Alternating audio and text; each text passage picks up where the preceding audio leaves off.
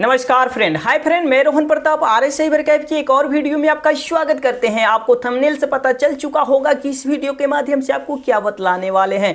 देखिए फ्रेंड, अगर आप एक साइबर कैफ के संचालक होंगे तो भी यह वीडियो देखिए। अगर आपको भी आधार सेंटर लेने की सोच रहे हैं तो आधार सेंटर लेने के लिए क्या टर्म एंड कंडीशन रहता है और किस किस एजेंसी के द्वारा, किस किस कंपनी के द्वारा या किस किस रजिस्ट्रार के द्वारा आपको आधार सेंटर प्रोवाइड किए जाते हैं, उसकी विस्तृत जानकारी के लिए वीडियो आपके लिए खास होने वाला है। इस वीडियो में ये भी बताऊंगा कि आधार सेंटर के लिए कौन कौन से डॉक्यूमेंट लगते हैं, जो डॉक्यूमेंट लगता है वो उसको कहां से प्राप्त करेंगे। जैसे आधार सेंटर लेने के लिए आधार का एक सर्टिफिकेट होने चाहिए, वो कहां से प्राप्त करेंगे। कहने का मतलब आपके पास एक NACIT का सर्टिफिकेट होना चाहिए, तब जाकर आप एक ECMP के द्वारा आप आधार पे वर्क कर सकते हैं और महीने के अच्छा खासा कमा सकते हैं। साथ ही साथ उसमें क्या क्या डॉक्यूमेंट लगेगा, उसमें क्या क्या काम कर, सर्टिफिकेट को प्राप्त करने के लिए क्या क्या टर्म एंड कंडीशन रहता है, टोटल के टोटल छोटी छोटी बड़ी बड़ी चीज़ें के बारे में बताया हूँ। साथ ही साथ अगर आपको उस पर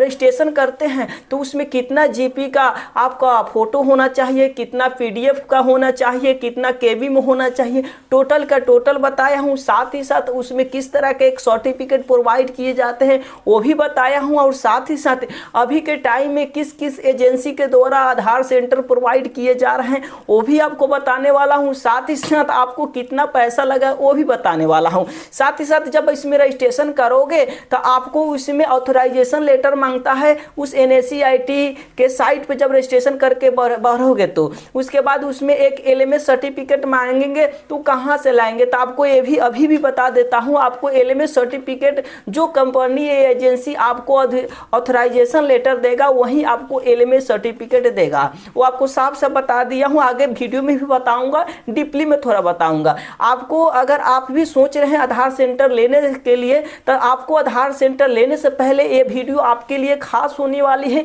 इस वीडियो में आपको सही तरह से जानकारी दिया हूँ। अगर ये वीडियो देख लेते हैं उसके बाद आप रजिस्ट्रेशन करेंगे तो बेहतर रहेगा। आपको आधार सेंटर लेना है कि नहीं लेना है वो बात की बात है, लेकिन उसके बारे में लेना है आधार सेंटर या आधार पे वर्क करने के लिए तो वीडियो आपके लिए खास होने वाली। इसमें सही और सटीक आपको इन्फॉर्मेशन दिया हूं। अगर आपको कुछ पूछना चाहते हैं तो मेरा नंबर इस चैनल के डिस्क्रिप्शन में, वहां से निकाल कर मेरे से बात कर सकते हो या कमेंट करके भी पूछ सकते हो। देखिए फ्रेंड, अगर हमसे बात करना चाहते हैं तो दिन में कभी भी आप कॉल कीजिएगा, सुबह 10:30 बजे से लेकर 4 बजे से पहले, यानी उसी के दरमियान आप कॉल करेंगे। बहुत सारे व्यक्ति लोग ये होते हैं कि वीडियो देखते हैं 10 बजे रात को तो 10:30 बजे रात को कॉल कर देते हैं। तो आपको उस तरह नहीं करना है भाई, हम उस समय सोचते हैं, ठीक है। तो इसलिए आपको अगर चलिए इस कंप्यूटर स्क्रीन पे लेके चलते हैं कि आधार सेंटर कैसे लेते हैं और आधार एग्जाम के बारे में कैसे रजिस्ट्रेशन करेंगे, उसकी छोटी छोटी के बारे में आपको, उसमें छोटी छोटी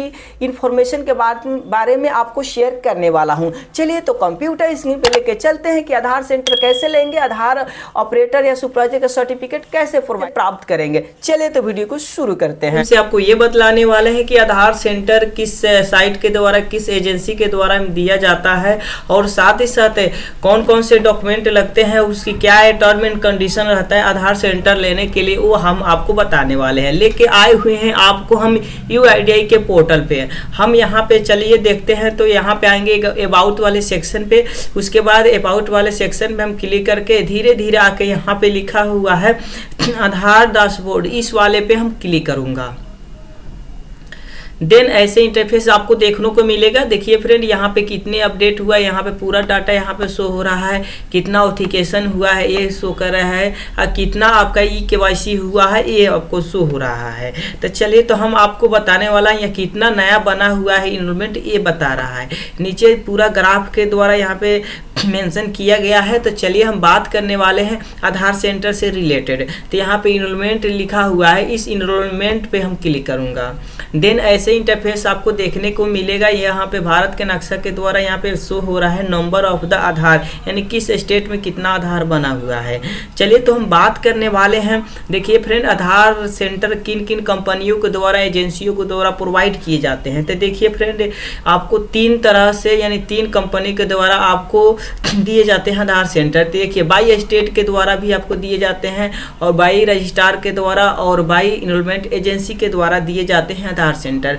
इन कंपनी या इन रजिस्ट्रार कंपनी से आप संपर्क करोगे तभी आपको आधार सेंटर मिलेगा। आप आधार सेंटर लेके महीने के अच्छा खासा कमाई कर सकते हैं जब आप बनाना स्टार्ट करेंगे या अपडेट करेंगे। तो चलिए यहाँ पे हम रजिस्ट्रार से बाई रजिस्ट्रार के द्वारा हम सर्च करेंगे। देखिए यहाँ पे हम बाई रजिस्ट्रार पे हम क्लिक किए हैं तो आधार जनरेशन प्रोग्रेस इन रजिस्ट्रार, यानी इन रजिस्ट्रार के द्वारा आपको आधार सेंटर प्रोवाइड किए गए हैं। तो इस ग्राफ में देखिएगा तो सबसे ज़्यादा ऊपर है ना तो CSC ई गवर्नमेंट लिमिटेड इंडिया, इतना सबसे ज़्यादा CSC के द्वारा ही आधार सेंटर प्रोवाइड किए गए हैं रजिस्ट्रार के मामला में बात किया जाए तो।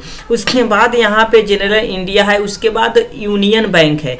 कहने का मतलब अगर आप भी गांव मोहल्ला से देख रहे हैं या शहर से देख रहे हैं लेकिन आपके पास यूनियन बैंक है तो बेझिझक वहाँ पे जाइए, उनके ब्रांच में जैसे संपर्क कीजिए, कहिए कि आपके ब्रांच में अगर आपको आधार सेंटर का काम कराना है तो हम ऑपरेटर है या ऑपरेटर नहीं है तो आप हमको ऑथराइजेशन लेटर दीजिए। आप ही के सेंटर में बैठकर यानी आप ही के बैंक में बैठकर हम आधार का वर्क करेंगे और अच्छा खासा हम भी कमा लेंगे और आपका ब्रांच का भी नाम रोशन होने लगेगा। को देखिए यहाँ पे झारखंड लिखा है, स्टेट बैंक ऑफ इंडिया लिखा है, वगैरह वगैरह। तो भाई ये सब काम करने के लिए आपको कौन कौन से डॉक्यूमेंट लगते हैं, क्या कागज लगता है, तो कहाँ से, तो इसके लिए आपको आधार का एग्जाम पास करना पड़ता है। तो कहाँ से लाएंगे तो देखिए फिर यहाँ से मिला देते हैं एलिमेंट एजेंसी, यानी आपको एजेंसी के द्वारा भी प्रोवाइड किए जाते हैं। तो देखिए एजेंसी के द्वारा सबसे आगे कार्वी डाटा मैनेजमेंट के द्वारा यहाँ पे आधार सेंटर दिए जा रहे हैं। तो वो है फर्स्ट में, यहाँ पे क्लिक करेंगे तो कार्वी डाटा मैनेजमेंट के द्वारा इतना आधार सेंटर प्रोवाइड किए गए हैं। उसके बाद टारा सॉफ्ट लिमिटेड है, उसके बाद यहाँ पे टीच स्मार्ट इंडिया पिविटेल लिमिटेड है, यानी डाटा सॉफ्ट कंप्यूटर्स है, वगैरह वगैरह है। इस तरह के द्वारा आपको दिए जाते हैं आधार सेंटर। तो चलिए तो हम बात करने वाले हैं कि आधार सेंटर इसी तरह तो मिलता नहीं है। तो आप जिस कंपनी से लीजिएगा तो सबसे पहले आपके पास एक आधार का सर्टिफिकेट होना चाहिए। वो कहाँ से मिलेगा वो हम आपको बताने वाले हैं। अगर आप नए होंगे तो मेरे चैनल को सब्सक्राइब कीजिएगा, साथ ही साथ बेल घंटी को दबा दीजिएगा। चलिए तो क्रोम के यहाँ पे एक न्यू टैब ले लूँगा, लिखेंगे आधार एग्जाम, उसके बाद हम इंटरप्रेस करेंगे। देन ऐसे इंटरफेस से देखने को मिलेगा। तो यहाँ पे लिखा हुआ है welcome to login page UIDAI exam by NSCIT, यानी NSCIT के द्वारा ही आपको आधार इसी पोर्टल के द्वारा हम लोग यहाँ से हम लोग क्या करते हैं, यूजर ID डालकर और पासवर्ड डालकर लॉगिन करते हैं, उसके एग्जाम देते हैं। अगर आप नए होंगे तो यहाँ पे क्रिएट लिखा हुआ है, इस क्रिएट वाले पे क्लिक करेंगे और यहाँ पे अपने XML फाइल डाउनलोड कर लेंगे और यहाँ पे स्ट्रेक कर लेंगे। शेयर कोड अपने UIDAI पोर्टल पे वहां से डाल दिया जाता है 4 डिजिट का, 1 2 3 4 या जो भी आप डाल सकते हो। उसको टेस्ट करके आपके आधार में रजिस्टर्ड मोबाइल नंबर होना चाहिए। उसके बाद यहाँ पे हुआ है 1 नंबर में टर्म एंड कंडीशन लिखा हुआ है, candidate please information registrar exam on the freelancer option has been disconnected with immediately effect. कहने का मतलब अभी के टाइम में अगर आपको फ्रीलांसर सेलेक्ट करते हैं तो आपको दिक्कत की सामना करना पड़ सकता है, क्योंकि अभी फ्रीलांसर एजेंसी के द्वारा या जो भी कंपनी के द्वारा वो बंद कर दिया गया है ऊपर से, इसलिए आपको फ्रीलांसर आपको सेलेक्ट नहीं करना है। इस कंपनी के द्वारा आधार सेंटर अभी बंद कर दिया गया है इस रजिस्ट्रार के द्वारा। उसके बाद यहाँ पे बहुत सारे लिखा हुआ है, यहाँ पे देखिए यहाँ पे लिखा है योर, देखिए फ्रेंड यहाँ पे पूरा टर्म एंड कंडीशन लिखा हुआ है। चलिए इसको हम ट्रांसलेट करके हिंदी में करता हूँ। पे कृपया अपना पंजीकरण केवल तभी करें जब आप UIDAI के द्वारा किसी सक्रिय रजिस्ट्रार के एजेंसी के द्वारा प्रयुक्त किए गए हैं। कहने का मतलब अगर आप इस पर रजिस्टर कर रहे हैं तो किसी रजिस्ट्रार या एजेंसी के आप मिलजुल लीजिए तभी, या उसे अप्लाई कीजिए, उसके बाद यहाँ पे आप रजिस्ट्रेशन कर सकते हो। यहाँ पे लिखा है उम्मीदवार अपना भाग लेने के लिए रजिस्ट्रार एजेंसी से मूलभूत प्रमाणीकरण लेना चाहिए, अन्यथा उम्मीदवार परीक्षा में बैठने की अनुमति नहीं दी जाएगी। कहने का मतलब आपको इस परीक्षा में बैठिएगा तो ऑथराइजेशन लेटर ले लेना है आप अपने एजेंसी के द्वारा, जिससे बात करना चाहते हैं कि हमको ये काम करना है इस एजेंसी का। मान लेते हैं अगर आपको CSC के साथ मिलकर करना है तो CSC से आपको ऑथराइजेशन लेटर ले लेना है, उसके बाद LMA सर्टिफिकेट आपको ले लेना है, उन्हीं के द्वारा आपको प्रोवाइड किए जाएंगे। उसके बाद यहाँ पे लिखा है गलत रजिस्ट्रार नामांकन एजेंसी के द्वारा मोबाइल नंबर या ईमेल आईडी पर के साथ आधार में। कहने का मतलब कि आधार में रजिस्टर्ड मोबाइल नंबर और ईमेल आईडी होना चाहिए। किसी प्रकार की कदाचार में शामिल होने से कंडीशन यहाँ पे दिया गया है, थोड़ा इसको जूम कर देता हूँ। NSE IT लिमिटेड के माध्यम से आधार ऑपरेटर या पर्यवेक्षक या चाइल्ड जो भी आधार बनाने वाले आवेदन पत्र जमा करने से निम्नलिखित दस्तावेजों की जांच होनी चाहिए। क्या क्या आपको होना चाहिए वो आपको बता देता हूँ। ए नंबर में यहाँ पे लिखा हुआ है, ए नंबर में लिखा है OTP सत्यापन के लिए उम्मीदवार के पास आधार में अपना न्यूनतम मोबाइल नंबर पंजीकृत होना चाहिए। देखिए फ्रेंड, अगर आप इस पर रजिस्टर करेंगे तो आपके आधार में मोबाइल नंबर जोड़ा होना चाहिए, जो पहले आपको बता चुका हूँ। उसके बाद बी नंबर में लिखा हुआ है इसी पर सत्यापन के लिए उम्मीदवार को पिछले 3 महीने के अंदर अपना न्यूनतम फोटो को अपडेट करना होगा। कहने का मतलब अगर आपके इस पर रजिस्टर कर रहे हैं तो रजिस्टर करने से पहले आपको कम से कम 3 महीना पुराना होना चाहिए आपका फोटो। नहीं तो आप रजिस्टर मत कीजिए, पहले आगे जाइए अपने आधार से किसी आधार सेंटर पे अपना फोटो चेंज कराइए, तब इसके बाद यहाँ पे रजिस्ट्रेशन कीजिएगा, नहीं तो आपको परीक्षा में बैठने नहीं दिया जाएगा।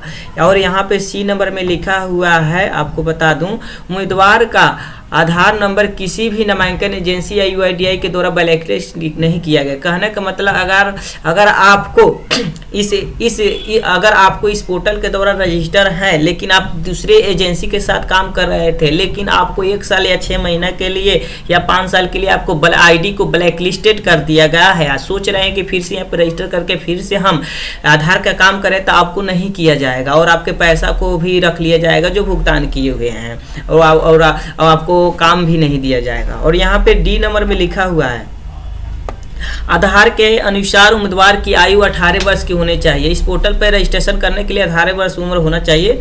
उसके बाद यहाँ पे देख लीजिए ई नंबर में लिखा हुआ है उम्मीदवार के पास आवश्यक न्यूनतम शैक्षणिक योग्यता होनी चाहिए। देखिए फ्रेंड, यहाँ पे आपको कम से कम आपको समझिए 10th पास से ऊपर का होना चाहिए आपके सर्टिफिकेट। अगर 12th रहेंगे तो बेहतर रहता है, ठीक।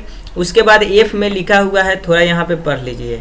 यहाँ पे लिखा हुआ है उम्मीदवार के पास 1 मार्च 2019 के बाद UIDAI.gov.in से डाउनलोड की गई आधार की न्यूनतम फोटो के साथ आधार पत्र होना चाहिए। कहने का मतलब आपको 1 मार्च 2019 से बाद यानी इधर का आपके पास जो आधार कार्ड डाउनलोड होगा ना, वही इसमें ले जाना है, चाहे डाउनलोड करना है। ये नहीं कि आपको 2017 का हो, 18 का आधार कार्ड हो तो वो नहीं चलेगा। तो हाल ही में आप एक प्रिंट आउट कर लेंगे, डाउनलोड कर लेंगे, कहने का मतलब यही होता है। उसके बाद यहाँ पे जी नंबर में लिखा है उम्मीदवार को माई आधार से download Aadhaar paperless offline EKY XML file. कहने का मतलब आपको बताया था ना, XML फाइल यहाँ से डाउनलोड कर लेंगे, वो आपको बता दिया हूँ। उसके बाद आपको लगभग सभी के सब यहाँ पे वही चीज लिखा हुआ है, आपको मेन जो पॉइंट था आपको बता दिया हूँ। साथ ही साथ देखिए फ्रेंड, यहाँ पे आपको पंजीकृत के उम्मीदवार एजेंसी के पर्यवेक्षक या ऑपरेटर चाइल्ड इतने चीज के लिए आप इस पोर्टल पे अप्लाई करके काम कर सकते हो। तो यहाँ पे लिखा हुआ, थोड़ा हिंदी में उसको आप इंग्लिश में कर देता हूँ थोड़ा। यहाँ पे आपको जो भी कैंडिडेट लेवल होंगे, जो एग्जाम लेवल सेलेक्ट करेंगे, तो एग्जाम लेवल यहाँ पे पूरा लिखा है UIDAI के ECMP ऑपरेटर सुपरवाइजर या ऑपरेटर चाइल्ड, यहाँ पे लिखा हुआ है एलिमेंट लाइट वगैरह वगैरह बहुत सारे हैं। यहाँ से आप सर्टिफिकेट प्राप्त कर सकते हैं ETC, ठीक। उसके बाद यहाँ पे आ जाएंगे, उनका यहाँ पे आता है, ये आपको पढ़ के बता देता हूँ। यहाँ पे लिखा है candidate must be upload correspondent education document as the education selected. आपको कौन सा डॉक्यूमेंट कितना में KB में रखना है वो आपको बताया गया है। यहाँ पे लिखा हुआ है डॉक्यूमेंट अपलोडिंग शुड भी अवेलेबल, कि यहाँ पे देखिए मैक्सिमम साइज आपका डॉक्यूमेंट का होना चाहिए 1 MB से 50 KB के बीच होना चाहिए, यानी 50 KB से 1 MB के बीच होना चाहिए। अच्छा, डॉक्यूमेंट कैन भी, अगर आपका डॉक्यूमेंट जो इसमें अपलोड करेगा PDF भी हो सकता है, JPG या PNG। फ्रेंड, अगर आप इसमें अगर अप्लाई करते हैं बार बार थोड़ा इधर उधर हो जाता है तो आप रिजेक्ट हो जाएगा और आपको इस पोर्टल पे आपको ब्लैक लिस्ट कर दिया जाएगा, दोबारा आप चेंज नहीं कर पाओगे वगैरह वगैरह। टर्म एंड कंडीशन हम आपको बता चुका हूँ। आपको यहाँ से सिंपल सर्टिफिकेट इस तरह का आपको प्रोवाइड किए जाएंगे। जब आप एग्जाम पास कर लोगे तो इस तरह का आपको सर्टिफिकेट दिए जाएंगे। और यहाँ पे आपके सर्टिफिकेट पे देखिए, यहाँ पे आपका सर्टिफिकेट नंबर जो भी रहता है वो यहाँ पे रहेगा।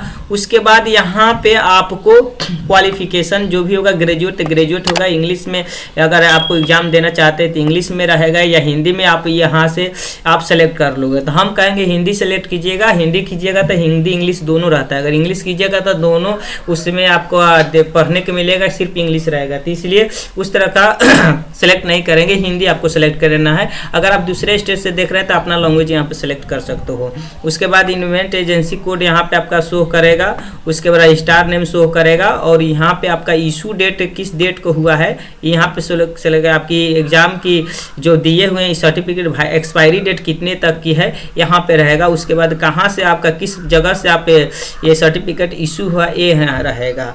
आपको बहुत सारे व्यक्ति लोग के मन में सवाल ये रहता है कि अभी के टाइम में एलएमएस सर्टिफिकेट मांग रहा है, तो एलएमएस सर्टिफिकेट कहाँ से लाएंगे? आपको जो एजेंसी या कंपनी आपको ऑथराइजेशन लेटर देगा वहीं आपको एलएमएस सर्टिफिकेट आईडी और यूजर आईडी पासवर्ड और एलएमएस सर्टिफिकेट देगा। आशा करता हूँ इस वीडियो में आपको अच्छा और सटीक इन्फॉर्मेशन दिया हूँ, तो लाइक कमेंट एंड शेयर जरूर कीजिएगा। इसी तरह का वीडियो पाने के लिए मेरे चैनल को सब्सक्राइब जरूर कीजिएगा, क्योंकि मेरे चैनल पे आधार से रिलेटेड ट्रेनिंग वीडियो और सीएससी से संबंधित मैं वीडियो प्रोवाइड करते रहता हूँ।